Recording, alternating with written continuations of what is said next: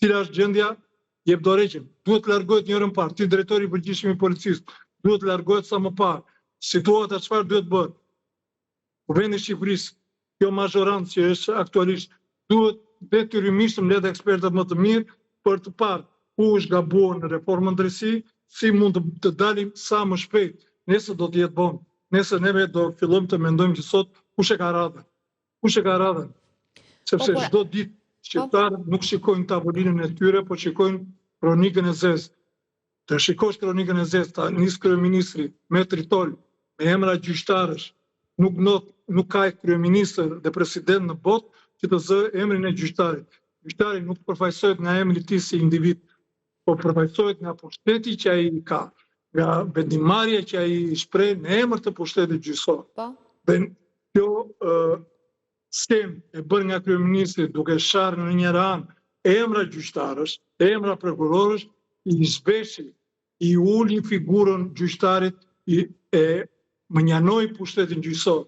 Por pasojat e kësaj ngjarje, mirë personi që iku, mirë gjyqtari, mirë familja e tij, mirë fëmijët e tij dhe mirë nipi i tij. Që nëse do thotë u vra babai në krye të detyrës.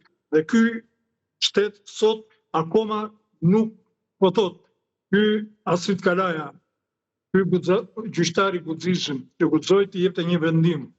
Guxoi të jepte një vendim.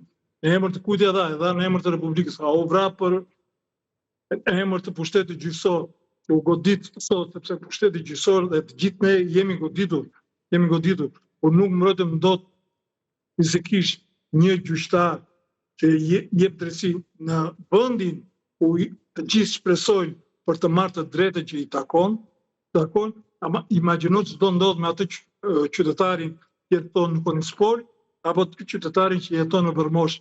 Tu të gjithë janë të stresuar, të friksuar, po të gjithë është. Avokat, mendoni që ngjarja e deshme mund të stepi dhe mund të bëj një hap pas le të themi të gjithë gjyqtarët dhe prokurorët kur japin vendimet? Mund të jenë ata të friksuar nga kjo ngjarje tragjike e deshme? Nuk mendoj që janë të friksuar nga kjo ngjarje, sepse gjyqtarët dhe prokurorët e kanë marrë parasysh në momentin që ata kanë filluar shkollën e magjistraturës, kanë marrë titullin magjistrat. Kjo është problemi nga kjo situatë. Nuk jemi në një tunel që ka një hyrje, ka një dalje. Ne jemi në pus. Pus, pra kemi rënë në pus dhe nuk po shikojmë dritën në jeshile. Tu lidhet çfarë do të bëj ky shtet në lidhje me pasojat që solli kjo reformë. Do të filloj të minimizoj uljen e gjykimeve, të dosjeve, a të shtoj numrin e gjyqtarëve, a do të heq ligjin për magjistraturën, që kemi shumë avokatë të ardhur nga vendet evropiane apo ndërkombëtare, edhe nga Shtetet e Bashkuara të Amerikës, të cilët kanë mbaruar sistemin juridik, arsimimin juridik në Shtetet e Bashkuara të Amerikës, janë rikthyer në Shqipëri, por i duhet shkollën e magjistraturës për të bërë gjyqtar dhe prokuror. Jo, nuk veprohet. Duhet që edhe nga radhët e avokatëve të delegohen, të komandohen, të merren çështje. Por avokat, të sqarojmë diçka, të lutem.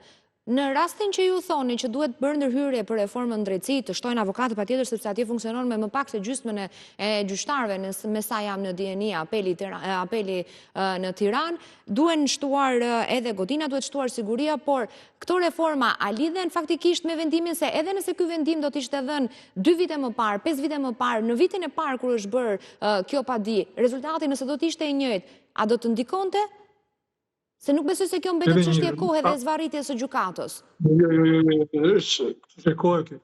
Kjo çështje kohe që palët bën një vetgjysi. Nëse çështja do ishte gjykuar në kohën e caktuar, vendimarrja do të ishte në kohën e caktuar, nuk do të kishim këtë pasojë. Sado vendimi mund të ishte në interes apo kundra autorit të kësaj masakre që ka ndodhur dje në gjykatën e apelit të jurisdiksionit të përgjithshëm në Tiranë. Pra, koha tregoi edhe një herë që këto çështje mund ta sillin këtë pasojë. Këto mosgjykime apo këto vendimarrje të banuar apo këto shpallje në vendim, se mund të ndodhë që vendimi shpallet dhe ti e merr në dorë mbas një viti kur të arsjetoj gjyqtarin. Ose kemi vendimarrje të cilët e bëjnë studentët e magjistraturës. Bëjnë 35 faqe, 80 faqe vendim dhe nuk del fakti, sepse ashtu janë mësuar aty në atë shkollë. por mendoj që momenti i tanishëm, që është momenti i rënd, Po. duhet të dalë sa më shpejt nga kjo gjendje, sepse do kemi shumë pasojë të rënda nesër. E qartë. Nesër me këtë lloj eshtje që ne bëjmë, nuk sjellim tjetër gjë përveç se pasoja kriminale të rrezikshme për rendin kushtetues, për jetën e qytetarit dhe për të ardhmen e këtij pushteti gjyqësor. Të dalë kryeministri, të zhveshi një gjyqtar, të zhveshi një prokuror nga kompetencat që ka pushteti ekzekutiv apo pushteti gjyqësor, nuk ka logjik. Nuk ka logjik. Ka instrumenta institucionale të cilat janë ato që duhet marrë.